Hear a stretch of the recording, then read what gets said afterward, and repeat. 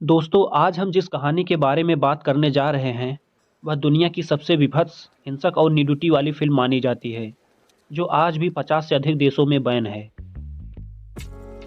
कहानी सुनाने से पहले बताता चलूं कि मैं किसी भी हिंसक कंटेंट, न्यूडिटी आदि का समर्थन नहीं करता।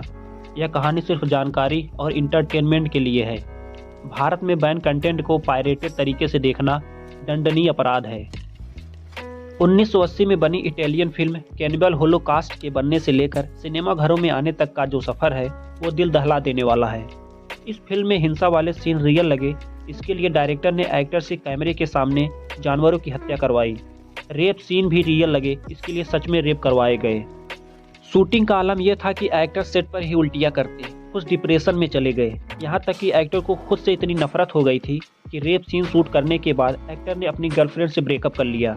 लेकिन डायरेक्टर की परफेक्शन ने फिल्म की शूटिंग नहीं रोकी। फिल्म रिलीज होने के 10 दिन के अंदर ही बैन कर दी गई और सारी रीलें उसकी जब्त कर ली गई। कुछ हत्याओं के सीन इतने रियल लग रहे थे कि डायरेक्टर पर एक्टर्स की हत्या करने का आरोप लगा और गिरफ्तारी के लिए केस चले, क्योंकि फिल्म की शूटिंग के बाद वे सभी एक्टर्स गायब थे। 1980 में बनी इटालियन फिल्म कैनिबल होलोकॉस्ट, जिसका मतलब है नरभक्षियों का प्रलय, इसके नाम से ही जाहिर होता है कि यह कहानी हिंसक, प्रलय और विभत्स से संबंधित होना कोई बड़ी बात नहीं है। इसकी कहानी अमेजन के जंगलों में रहने वाले आदिवासी नरभक्षी कबीलों की है। एक ग्रुप इन कबीलों पर डॉक्यूमेंट्री शूट करने के लिए अमेजन के जंगलों में जाता है और वहां हत्या, रेप, हिंसा जैसे भयानक खेल शुरू हो जाता है। फिल्म डजांगो में बतौर असिस्टेंट डायरेक्टर काम करते हुए डायरेक्टर ने अपने बेटे के साथ एक वायलेंट न्यूज़ देखी, जिसमें इटली का एक नक्सलाइट ग्रुप कुछ लोगों को दर्दनाक मौत दे रहा था। इस दौरान इटालियन मीडिया जर्नलिस्ट के नियमों से हटकर कुछ हिंसक कंटेंट दिखा रही थी। इसमें रगेरो को अपनी फिल्म का आधार मिला। फिल्म के डायरेक्टर रगेरो डियोडाटो 1977 में अल्टीमो मोंडो कैनिबल फिल्म बनाई थी, जो कुछ लोगों का नरभक्षी जातियों से बचने की कहानी पर आधारित थी। जर्मन डिस्ट्रीब्यूटर से मुलाकात के बाद रगेरो ने इसकी सिक्वल फिल्म कैनिबल होलोकास्ट बनाने का फैसला किया। डायरेक्टर ने इस फिल्म को फाउंड फुटेज कॉन्सेप्ट में बनाने को सोचा। फाउंड फुटेज एक जॉनर है जिसमें डॉक्यूमेंट्री फिल्म शूट की जाती है। इसमें वीडियो को ब्लर करके दिखाया जाता है और कैमरा हिलता डुलता रहता है। फिल्म के डायरेक्टर ने सोचा कि इस फिल्म को ज़्यादा से ज़्यादा दर्शकों तक पहुंचाया जाए। इसके लिए उन्होंने इस इटालियन फिल्म को अंग्रेजी में बनाने का फैसला किया। इसमें अमेरिकन एक्टर पैरी पिरकोनिन को कास्ट किया गया। 4 जून 1979 को फिल्म की शूटिंग अमेजन के जंगलों में शुरू हुई। फिल्म बिना वीएफएक्स के असली लगे, इसके लिए उन्होंने इटालियन डायरेक्टर रॉबर्ट रोजेलिनी से ट्रेनिंग ली।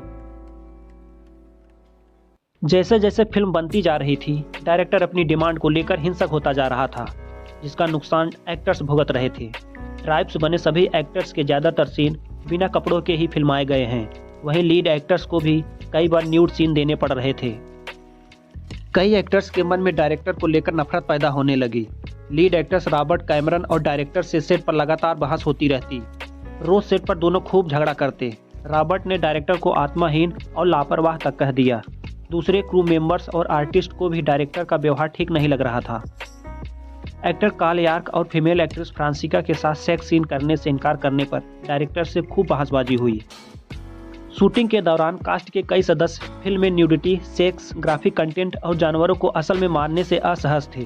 कार्ल को एक सीन में सुअर को बेरहमी से काटने की बात आई तो उन्होंने ऐसा करने से इनकार कर दिया, लेकिन डायरेक्टर ने उनसे ज़बरदस्ती इस सीन की शूटिंग करवाई। इस सीन को शूट करते समय कार्ल को एक मोनोलॉग बोलना था। तब कार्ल बेहद इमोशनल हो गए, लेकिन डायरेक्टर ने कहा अगर यह शूट एक ही रीटेक में न हुआ तो दूसरा सुअर काटना पड़ेगा। मजबूरन उन्हें भावनाएं काबू करते हुए यह सीन शूट करना पड़ा। एक्टर पिरकोनिन का एक कछुए का कुर्बानी देने के दौरान रो रो कर बुरा हाल था। एक बंदर का बेहद निर्दयी तरीके से कत्ल किया गया। यह सीन इतना भयानक और क्रूर था कि वहां पर मौजूद कई एक्टर्स ने रोते हुए खूब उल्टी की। डायरेक्टर ने एक्टर्स पर सेक्स सीन शूट करने का दबाव बनाया। सेट पर लोग ज़्यादातर तनाव और गुस्से में रहने लगे थे। फ्रांसिस्का सियार्डी ने एक सीन के दौरान अपने कपड़े उतारने से इनकार कर दिया, तो डायरेक्टर ने उन्हें गुस्से में सेट से बाहर करते हुए खूब भला बुरा कहा। आखिरकार उन्हें मजबूरन बिना कपड़ों के ही शूटिंग करनी पड़ी। एक सीन में कार्ल को अपने साथी के साथ एक ट्राइबल लड़की के साथ जबरदस्ती संबंध बनाते हुए टार्चर करना था। सीन शूट होने के बाद उन्हें खुद से इतनी नफरत होने लगी कि वो डिस्टर्ब रहने लगे। यह सीन कार्ल पर इतना बुरा असर डाला कि वे न्यूयॉर्क जाकर अपनी गर्लफ्रेंड से ब्रेकअप तक कर लेते हैं। हद तो तब हो गई जब उन्हें डॉलर के बजाय कोलंबियन करेंसी में पेमेंट मिला, तो नाराज होकर उन्होंने आगे की शूटिंग करने से इनकार कर दिया। डायरेक्टर का पागलपन ऐसा था कि एक सीन में एक्टर्स को जलती हुई झोपड़ी में रहने का दबाव बनाया, जबकि आग की लपटें इतनी तेज थीं कि झोपड़ी लगातार आग में जलते हुए टूटकर गिर रही थी। इस खतरनाक सीन को फिल्माए जाने के बाद डायरेक्टर ने क्रू मेंबर्स को उनकी पेमेंट नहीं दिया। फिल्म रिलीज होने के बाद खूब तारीफ मिली और कई लोगों ने इसके खिलाफ शिकायत भी दर्ज कराई। फिल्म में जानवरों के साथ हुई क्रूरता और हिंसक कंटेंट दिखाए जाने को लेकर फिल्म को बैन करने की मांग उठने लगी।